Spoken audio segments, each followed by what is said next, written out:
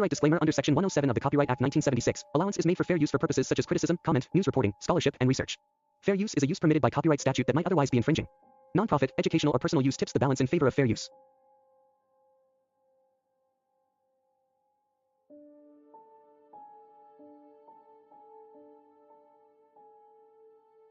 For a man who says he killed 4 people in Washington and 4 others across the country was held today. Israel Keyes' family and their pastor drove to the funeral home from East Texas, but no one else attended. Before he killed himself in his Alaska jail cell, Keyes admitted to investigators he murdered a couple in Vermont last year. He also raped and murdered an Anchorage barista and dismembered her body in February. KXLY4's Ian Cole talked with the family's pastor today in Deer Park and joins us now in the newsroom with what he said. Ian? Well, Israel Keyes' body was not present for the funeral, but he will be laid to rest sometime this week in Washington. Laid to rest. In action, Keyes denied many of his victims and their families. Israel Keyes' family stepped out of their van and filed into the funeral home before the service today. His mother, 4 sisters, and their husbands attended. Keyes' 6 other siblings and former Colville neighbors never made it. I'm sure just the infamy surrounding the whole event would greatly discourage those that would have come. The family's pastor, Jake Gardner, never met Keyes, but has known the family for 3 years. They made the trip from Texas and organized the service in Deer Park because Keyes spent 14 years of his life near here. The Anchorage Daily News reports Keyes was starting to give detectives details of who he killed in Washington state before he committed suicide. Investigators, both locally and nationally, are now digging up unsolved murder cases to see if there's a link to Keyes. Gardner said the family did not know of Keyes' crimes, but one sister tried to save him spiritually when he visited in March. Holding back tears as she's pleading with him. And she said even he was holding back tears welling up, said, "You don't know what I've done. You don't know the depths of darkness that I've gone to. You don't know what I've done." Keyes committed suicide December 2nd in his jail cell, and his body has been released to his mother and sisters. The pastor says the family is religious and forgiving, but doesn't have hope for Keyes' soul. He's not in a better place. We do not believe that. Detectives believe that Keyes may be responsible for close to a dozen murders. The FBI is asking people who may have seen Keyes in the past to contact them as they try to determine how many more victims he may have had. Ian Cole, KXLY4 HD News. What's going on, y'all? So today I'm gonna cover a case that I did cover in the past, but I want to do a new video, and this is the case of Israel Keyes, a sick individual, sorry sack of shit. I've been wanting to cover this case so bad, but my video was deleted because my channel was taken down. You got to be careful when you're posting videos, but yeah, I definitely want to cover this case again. So if y'all don't know who Israel Keyes is, he's a serial killer, bank robber, burglar, arsonist, kidnapper, and SO offender. He murdered at least 3 people, and law enforcement investigators believe he committed at least 20 other crimes across the United States from the 1990s to February 2012, including arsons, burglaries, and bank robberies. In this video, I will be playing lives of his arrest, part of his interrogation, and I will go ahead and play portions of the video of Samantha where she was abducted from work and unalived. Her body was chopped up, y'all. Literally chopped up, put inside of a lake, and then a sicko had the nerve to go fishing, catch fish, and eat the fish later. It's sad that he was in the military because y'all ever noticed that a lot of these serial killers either have law enforcement background or military background. And I'm sorry to say, I hate that I'm a veteran in the Army, knowing that a lot of these serial killers are veterans in law enforcement. I'm not going to go into much of his early life and adulthood. We're just going to go ahead and get into the criminal history. Keyes targeted random people all across the United States to avoid detection, planning for months before he committed a particular crime. So this young lady up top was found unalived, and she possibly could be Israel Keyes' first victim. But again, him being a narcissist and psycho he denied it. But I mean, I feel like they had a strong case against this. It's sickening because she was only, I want to say, 13 years old. Sickening. He specifically frequently campgrounds and isolated locations. He claimed to only use guns when he had to and preferred strangulation.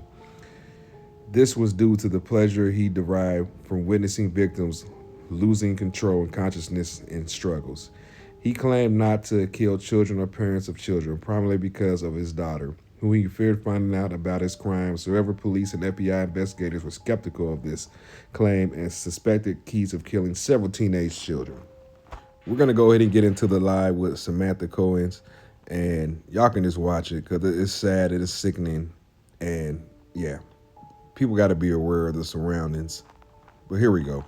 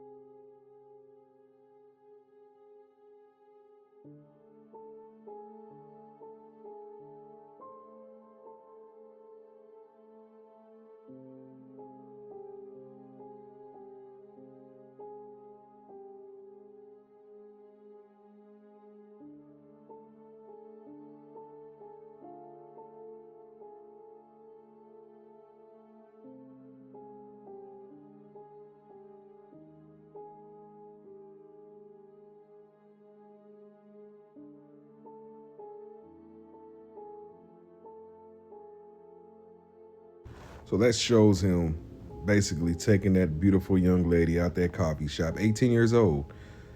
But this is Keys' last confirmed victim was Samantha Cohen, a coffee booth employee in Anchorage, Alaska.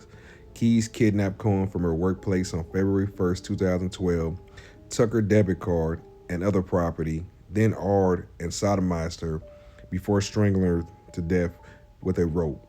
He left her body in a shed in his backyard and went to New Orleans when he departed on a pre-booked 2-week cruise with his family in the Gulf of Mexico. When he returned to Anchorage on February 19th, he sexualized Cohen's body. This is how sick, man. She was already on the live and he estated her again.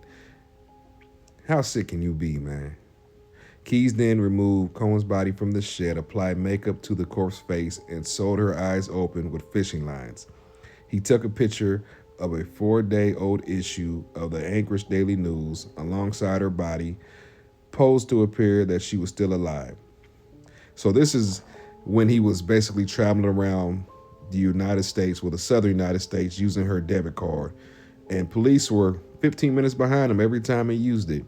But here goes the actual footage of him being stopped and him being arrested. So I did cut a couple parts out due to I didn't want to play the full arrest video. You can find that on YouTube. You can find it anywhere. It's out. But this to show how sick he is. A very sick individual. Here we go.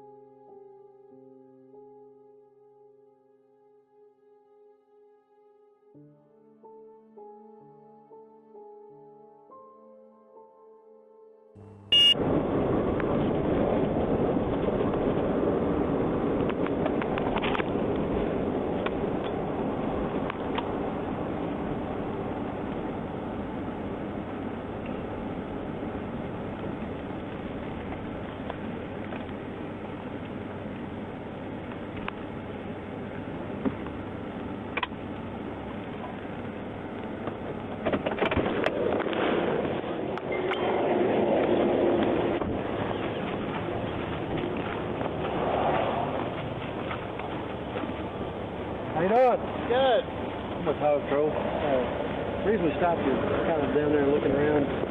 Where are you from? I'm from Alaska. We'll get you. Can you step out here for a minute?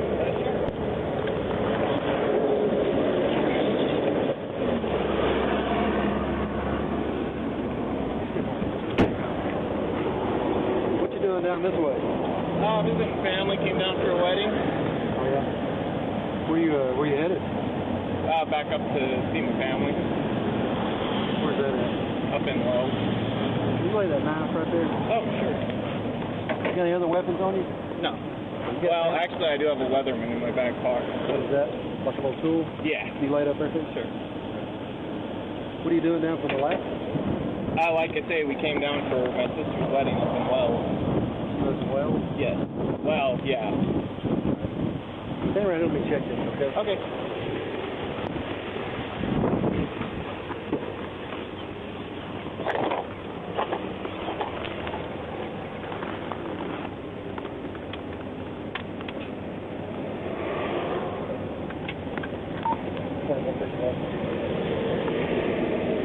Smoking 2450.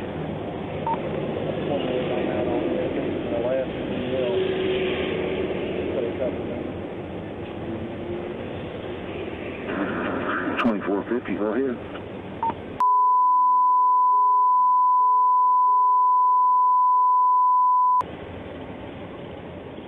That's fine.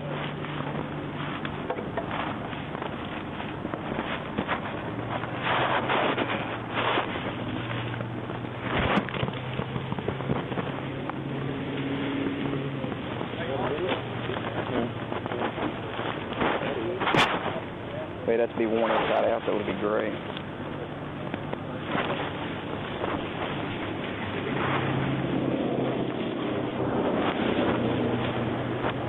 Here you go. Here you go. Hey.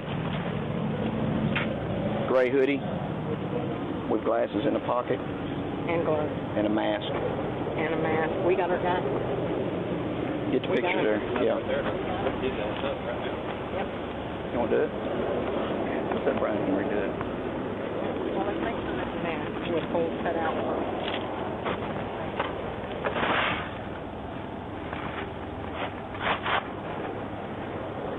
Goes around his face. It's a shirt sleeve, cut shirt sleeve.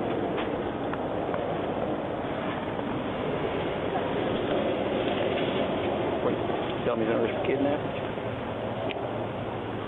That's Dave. Dave. Brian. I saw you. Now, come here. Our gunny wearing a gray hoodie. Go over here and make sure he didn't run. With glasses. He had cut something across his face in a hoodie. The sleeve of a t-shirt. What we got here is a gray hoodie with glasses in a pocket and a cut sleeve. We got white tennis shoes. The guy's from Alaska. We can hook him up and get his wallet and find his card right now. I think so, yeah. Tell him he's under arrest for kidnapping in Alaska. Hook him up and ram him and he's your...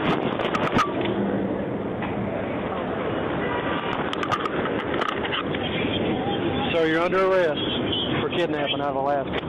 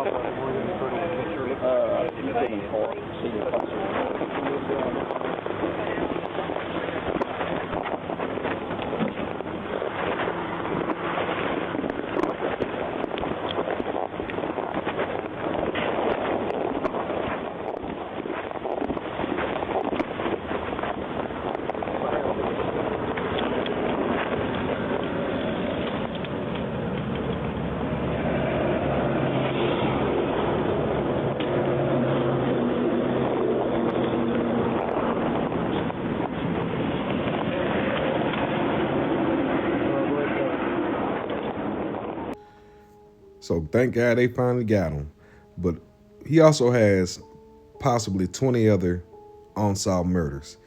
Keys is hinted in other murders and was a suspect in other murders that coincided with his whereabouts or matched his modus operandi. However, he was not definitely linked to these crimes, and some of the victims' identities are uncertain. Jelly Marie Harris, that's the young girl. I said she was 13, but she was 12. Special Olympics medalist in skiing, disappeared on March 2nd, 1996, while waiting for a ride to a local church in Colville, Washington. Her remains were found on April 26, 1997, in a wooded area a few miles away. Keys admitted to investigators that he had killed 5 people in Washington state and was a suspect of an active investigation by the state police and the FBI. Keys claimed to have either buried or submerged a victim in the lake in Nave Bay, Washington, between July and October 2001. A body was found, but this death was ruled accidental. He also confessed to the double homicide of a young couple, which occurred between 2001 and 2005. According to Keys, he beat the man to death and strangled the woman. He buried both of them between 2005 and 2006. Keys said he had killed 2 further victims separately. One was apparently dumped in Lake Crescent, Washington. Keys did not have a felony criminal record in Washington, although he had been stopped on 2 occasions for minor driving-related offenses. Authorities reviewed unsolved murders and missing persons case to determine which, if any, may have been the work of Keys. In 2012, authorities identified a possible victim known as Lewis County Joan Day, who was a woman found in Peterman Hill area in Morden, Washington on April 7, 2011, by a passing motorist. In 2012, the victim was formally identified, but her identity was not publicly revealed. So this man here, this sicko, this fuckface, excuse me, YouTube, but this fuckface piece of shit was going around the country and murdering people, leaving kill kits all around the United States. I believe this dude has to have up to 40 murders, man. I mean, there's just, if you're a cop, you definitely want to investigate this guy on more crimes. But we're going to go ahead and play some of his interrogation, y'all. I like to put live videos so y'all can get your own thoughts on this individual. But here we go, y'all. Nothing? Possibly additional charges?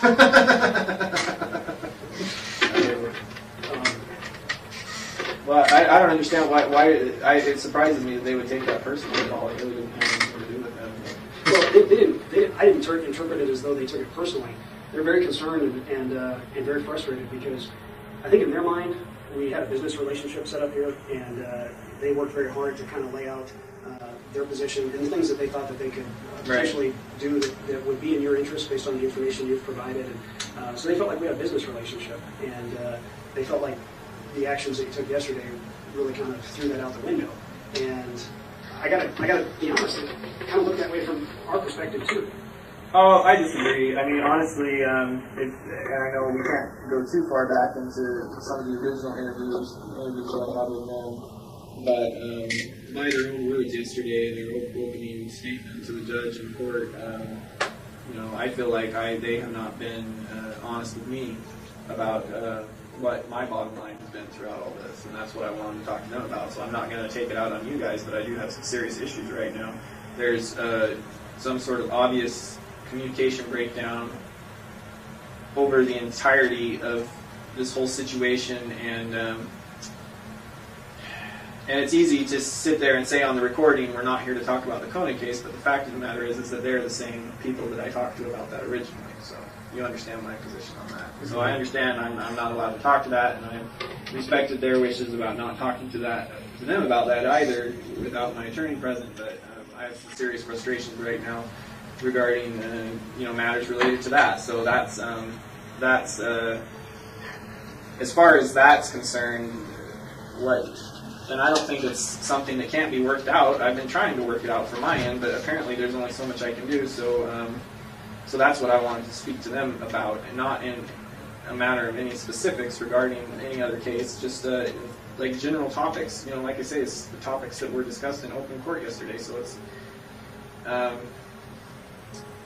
yeah, that's a frustration to me right now that they won't talk to me about those topics, but it's okay to talk about it in open court. That's, you know, I'm not buying that, so that's okay. Well, there are different rules for what can be done in open court because your attorneys are present, the judge is present, and when we're having discussions over here, we've got to adhere to a different set of rules. Right, because you have me sequestered away from. Right, I understand that, and I've been working on that as much as I can from my end. But you know, there really is just like a couple very simple questions I have to ask them, and I need to get a straight answer from somebody before I can move forward on it because I'm not getting a straight answer on my end. So. Things in advance to get your assurances of non-prosecution, but then you're also controlling the extent of information that comes out. So, I mean, I think, you know, look, like I said, it's sort of catch-22. You want to have the death penalty imposed upon you. The more information the judge or jury has, the more likely that would be. But, you know, I guess my plan C is, well, you know, then at least we can kind of do quantity over, hey, you know, details of what happened. I think that, you know, would be but the time to do that is at sentencing, not now. Mm-hmm. No, well, I mean, we have to get started on it to at least corroborate and get those assurances from those jurisdictions, right? Otherwise, if it comes out at sentencing, you get charged. See, this is the stuff I don't know. I mean, how the hell do I know we have to do it now? For all I know, you can charge me, and then at the time of the sentencing, you know, we can say, look, there's this additional information. I just don't see where I have any incentive to give you any more information right now because all this stuff is going to happen to me anyway. I mean, whether I'm charged federally or in Vermont, I don't even understand how they can charge me in Vermont because Feltus told me this was a federal crime. So that was the whole idea of me giving you like the guns and the silencers and all that crap because I thought it was all going to be federal, and now you're saying they want to charge me locally, and I don't even, whatever, you know, you're the lawyer, so. I think that nothing, you know, there's nothing that can't be overcome here, all right? And that's what I'm just trying to work on. You know, I'm trying to figure out a way where everybody gets closest to their goal. I think we can do that. Oh, you're going to get your goals. Well, you know, I don't know that. What do we just go back and I'm going to assure the guys, hey, well, don't worry, Israel said we're going to get what we want, so don't worry, guys. I mean, you know what they're going to say to that. You know, this way, at least if there's an agreement, we can show them. I mean, it's not just Israel saying; it's an agreement that, you know, we have that, you know, he's going to get us close to our goals. We're going to get as close as we can to his goals, and you know, hey, we're both walking away, leaving something at the table. Jurisdictions are walking away, leaving something at the table. I mean, we have to get those assurances, and you know, that's something that's going to take time, and that will prevent you from, you know, the detriment of getting dragged around, which is something you told us you want to avoid. And I'm just trying to keep it together. Right. I think this is that's the best another way. concern I have is, you know, I give you this information, things don't work out my way, I still get dragged around. How do you figure? Because if Plan A doesn't work, then all these other jurisdictions are going to go to Plan B and charge me separately for everything that I've done. Well, Plan A, though, before we even get to it, would require them to write a letter saying they're not going to do it, right? Well, it's not on here now. I mean, well, we can put it on there. I mean, you know, look, that's a starting point. It's a 3-page letter, not even. Like I said, that needs to kind of go into a more comprehensive agreement. But, you know, don't get frustrated with the terms. Everything is, you know, you have some other concerns you identified today? And we changed the letter. You know, we work on it. But we don't just get frustrated and kind of walk away because that's, you know, that puts people in a corner. We don't want to put you in a corner. We don't want to be in a corner. I think we both know that the best way to proceed on this is the way we have been proceeding. And doing it as quietly as possible. I mean, I think, you know. Well, that's my whole issue right now. Is it hasn't been very quiet. I mean, there's already like freaking pages online about me. I don't know. Pages speculating. Yeah, but you know, I don't know, whatever, speculation, fact, you know, does it really matter? Well, you know, I think it does. I think you said that last time we met. It's like, yeah, it's one reporter, you know, reporting something. It's not reality yet. And, you know, I just am trying to negotiate a resolution that's going to control Vermont because, you know, we learn from it, and it's going to help us avoid that problem in other jurisdictions.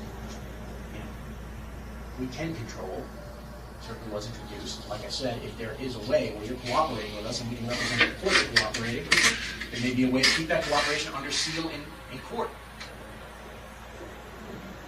Yeah, no, that's what I'm concerned about, but like I say,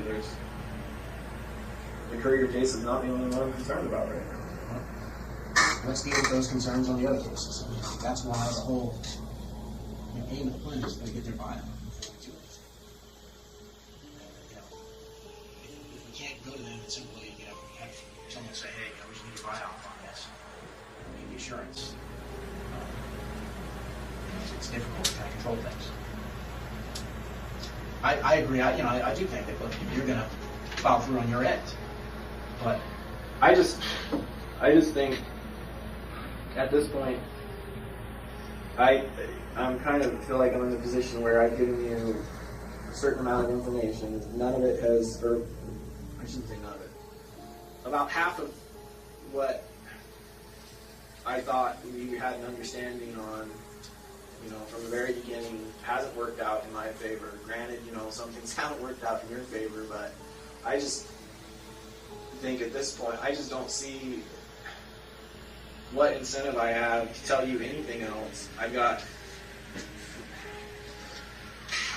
Day to day, I got day-to-day issues, and, we come over here and we sit in this room, and I still don't know what's going on with, like I say, with everything that we've talked about. And in terms of the other case, obviously that's on you and your lawyers to kind of do whatever you see fit.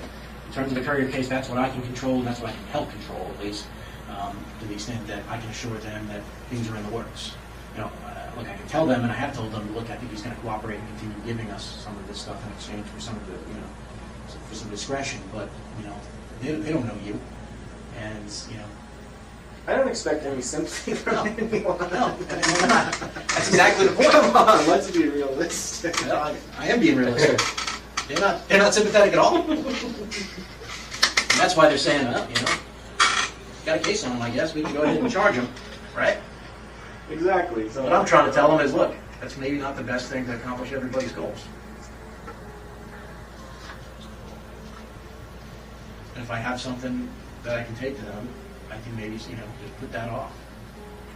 So that's all I'm trying to deal with. I think there's a way to kind of circumscribe and limit the information in court. I think there's a way to write that into the agreement. I think there's a way to global settlement. But if you want to put a Band-Aid on it, as they call it, let's try to deal with the Vermont situation, I'm amenable to doing that too. I don't know. I don't. There's just a lot of stuff.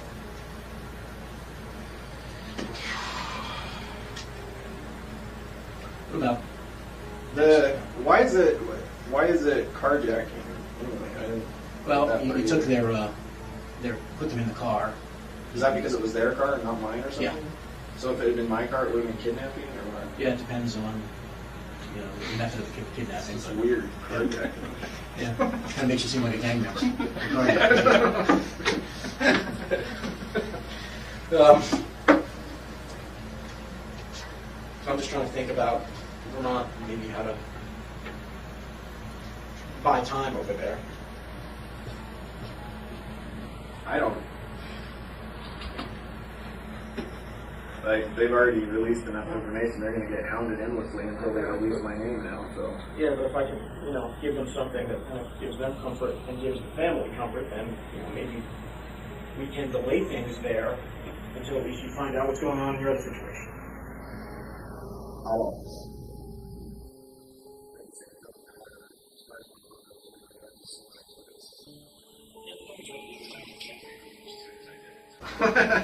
But one of your goals was to not get charged out there.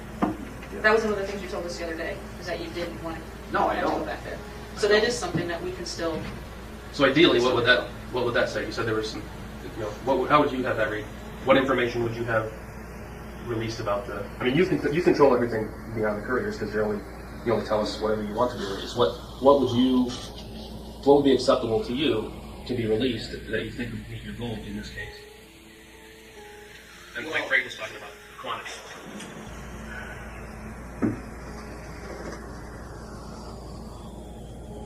Well, it sounds like right now, I don't even know if this is going to be charged by Vermont or by the feds. So what would you want to have to say regarding that? See, this is the problem, because I don't even know what's possible. It does talk about that if this offer outlines a proposal, you plead guilty to conduct in Alaska, which would prevent you from having to go back and face charges in Vermont, either state or federal back there. That would be the goal. That's the goal of this letter. Is let's keep it here. At least. So that's I just don't understand why they even would want to charge me in the first place. you know, it's also their family members that they feel like they're close to, and I'm just giving you, you know, their perspective they gave me. They want to kind of make sure their family members see justice, and, you know, they feel like it's a Vermont crime. The community needs to know that type of thing, and, you know, that's their sentiment. It may not make sense to you, but I understand it from a law enforcement perspective that, you know, hey, you committed a crime there, you should be held accountable there. That's typically their take on things. And it would probably be our take on things too if it happened in reverse. All right, but I think that there's a way to just be able to kind of at least put them off for a little while you're thinking about other things and thinking about a global resolution we can work on. But, you know, like I said, that's a way for us to get close to our goals. If you want a sort of smaller way, I can come up with one. No, I mean, your goals at this point are pretty easy. I Yeah. mean, my goal is not to get charged for what occurs 7, 8 different times or whatever. And that's a goal that's a goal we can help you with. Well, that addresses everything. Right. No, I understand. That is something I still have in my control. I mean, apparently it's already out of my control. I'm already going to get charged twice. So we can, you know, use that to form a game. You know, just right. No, I understand that, but I would rather have it all hammered out. This just seems Well, you know what? Really preemptive right now. It's like there's got to be a way to do it to where I get something a little more concrete, and then, you know, then I know for sure that To give us a clue. They don't know. Our bosses don't know what. I'm being recorded. Our bosses don't know what is on that computer. So they're not going to know. Next time. so they're not going to know if we already knew that or not. Vermont doesn't know either. They haven't seen the evidence. So you could be giving us nothing, but at least it's something we report to them. Yeah, He exactly. reported that he committed a murder in X state. Okay, yeah, big deal. It's not going to give us anything after, you know, given the timeline that you set forward, 14 years, but at least it's some sort of sign of progress. We can go back and say, no, he's actually given us a clue, and things are moving forward, and they can sort of feel good about themselves and not doing. when you say clue, are you talking about giving you names? No. Or what? Just the name, but give us the name. It was a state or something. State and a time frame. Hey, You already know some of the states. sure. But give us something that we Doesn't matter. progress from where we were months ago. Is what we're looking for. I mean, Brent doesn't talk about this clue. I'll do that. Obviously, you can tell something we already discussed together, because everybody knows what's been discussed in here. But, you know, let's assume it's something from your perspective. You're not giving us anything because you think, hey, we already have it. It's a clue, and it's just something that gives us credibility that we can report, even though, you know, maybe this is just a, you know, fiction. You give us, you know, New York, New Jersey. All right, well, you know, you told us New Jersey, or you know, something other thing that we can kind of report back that, you know, allows us a little bit of credibility with the people that we have to deal with. Something. Did you find any knives in New York or in the boat? Folding knives. They're about 6 inches. I don't know. I think that might have been in the boat. You told us you thought there was knives in the boat, right? There's 2 knives that were not in Kimberly's house, and I don't know where they were. I thought they were in that bucket. I thought that they were. I may have left one in New York, or I thought they might have been on the boat. Just knives that I had from a long time ago. But I haven't seen them in any of the pictures, so I don't think that's Ted. I can find out about the boat. I don't think there was a knife on the boat. I don't remember a knife being in the bucket though. In the photos.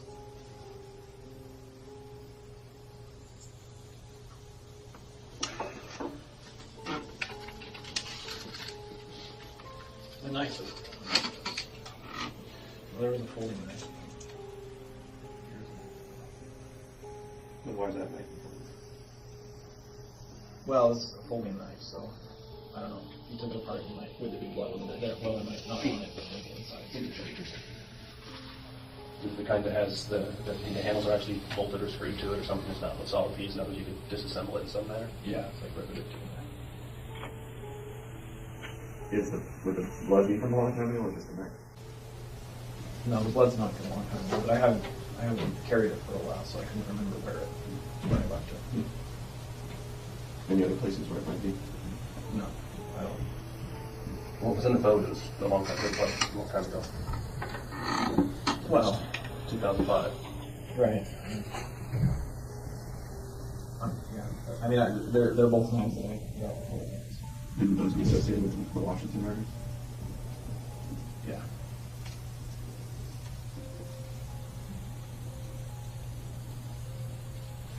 On those lines, while I'm waiting for Ted to respond. Ted's the guy that you met with a lot of times up here. He's wanting to hear the vote, Judge. From Ted, on those lines. We talked to someone out at the lab when we were talking about, when the time comes when you decide that you want to give additional information so that we're prepared on what we need to do to be able to respond quickly. We asked about, what are the chances of if there is someone that is, somebody that, if there's a body at the bottom of the lake, what are the chances of that body still being intact 7 years later, or that kind of thing? What are we going to be looking for, and what do we need to have in place in order to be able to find that? And one of the things that they said, which might be of interest to you, is depending on how the body was put down there, it's possible that the body is actually very intact. If the body was just tied to something and dropped it to the bottom of the lake, there's definitely still going to be long bones and that kind of stuff. You won't have finger bones and that kind of stuff. There'll be femurs and long bones and that kind of thing. If the body was contained in something, even a bag of some sort, it's very possible that the body could still be intact, depending on the depth of the lake. All of that determines the kind of equipment that we would need in order to locate the body. And so, obviously not asking you for details about where and who and all that kind of stuff. But in terms of the Washington bodies, were they contained in something, or were they just tied to the milk jugs? I mean, is it something where we might possibly actually still get it intact? No. No. Okay. And that's helpful for them to know, because that's a whole different type of search that it would have to be done in a different type of equipment. Yep. And you, I guess, because I'm going to get a different vibe now, do you still envision in the future us working together to the point where we can get this information? Yeah, I don't see how we're going to get anything else done. I just, I know you're waiting for, whatever you're waiting for to find out. But yeah, I have concerns with current issues, but I can definitely foresee down the road there's going to be a lot more that can be resolved. Okay. And that's good. By going about it in a different manner. Okay. Well, but that's good information, because we'll be able to pass that on if you're still open and you're still. No, I haven't. My outlook on this, as far as the ultimate end result, hasn't really changed. It's just has more to do with timelines, expectations, I guess. But and the balancing game that we're talking about doing is we're just trying to keep everybody happy the best we can until we get to that point, and that's kind of the difficult balancing act for us. Right. And it sounds like you're holding on to some of this stuff to trade in for something you might need later. True? Well, yeah. I'm not going to have much else to. Well, I mean, that's the thing is, this whole clue idea, might give us a little short-term solution to keep this thing moving the way we want it to move. And maybe even get you something in the short term. If you're thinking about, like, I don't know, you come, you give a clue, and you want lunch or something like that. I mean, that's something that can be worked out. You need a candy bar. I know. That's what I think. I don't know if he feels guilty about it, but if you had a cigar, you'd probably pass out if you had a cigar right now. But I mean, the notion of this whole idea is, hey, you come over, we keep things going, at least on a smaller scale. You're not giving up anything in terms of trading value, but you're giving us credibility with other people we have to deal with. You're not giving us any useful information, really, other than, all right, well, we got, a night in Washington. It's not like we're going to solve the clue game on that, like, Professor Plum in the library and everything.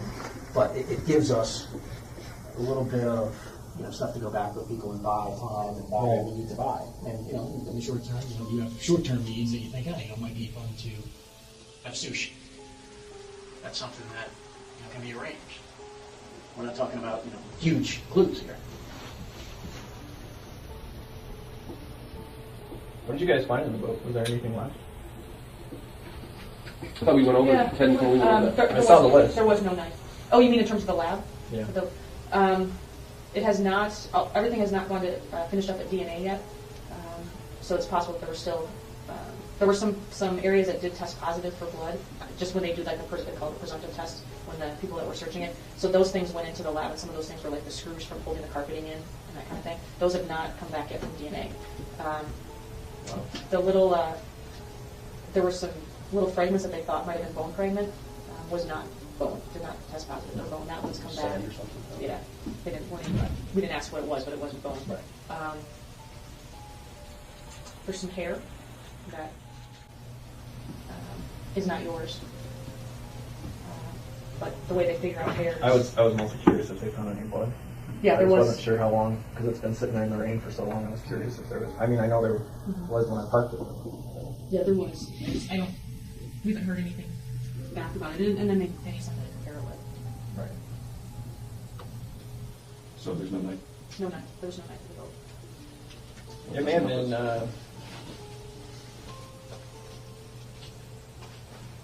I don't know what happened to that, right? It was a Tonto, cold steel Tonto. How big?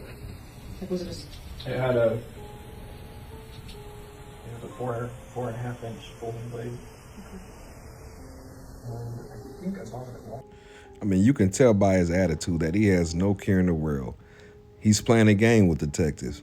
He's only giving enough information so he can get himself some coffee and a fucking Snickers bar. Fucking sickening. Keys is a suspect in a series of the 2007 crimes by the Boca Killer, who committed 3 known crimes associated with the town center at Boca Raton in Boca Raton, Florida. The first case in the murder series was that of Randy Ann Greenberg, 52, who on March 23, 2007, was abducted from Boca Raton Town Center mall parking lot. Within an hour, she had been shot dead and her body dumped at a nearby site.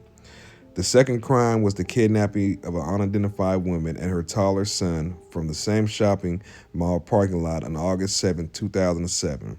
Though the kidnapper wore a mask and sunglasses, the victim caught glimpses of his face and described him as tall, athletically built man with long hair, which generally matched Keys' description.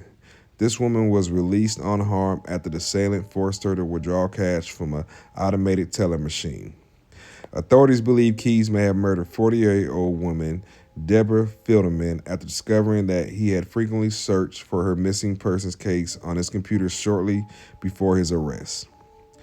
He's also suspected of murdering 58-year-old James Jimmy Tidwell Jr., electrician who disappeared in Mount Enterprise, Texas on February 15, 2012.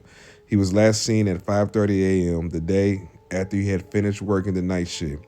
During a bank robbery in Azale, Texas on February 16, 2012, the culprit believed to be Keys wore a white hard hat similar to Tiswell. Tiswell hair also resembled the long dark hair on the robbery suspect. When interrogated, Keys claimed this wig was in fact human hair. When asked where he did obtain the hair, Keys said, "You don't have to buy real hair to get real hair." That's some fucking sick shit, man. I don't understand why it took law enforcement so long to catch this individual, where he was freely able to roam around state from state and murder people. Children, men, women, fucking sick. This dude, if not, should be one of the top serial killers, by hands down. But I would do a part 2 to this video because I it's only so much I want to give you guys in a 43-minute video. But yeah, leave a comment. Let me know what you guys think. I appreciate y'all. Be careful. I love y'all. I'm out.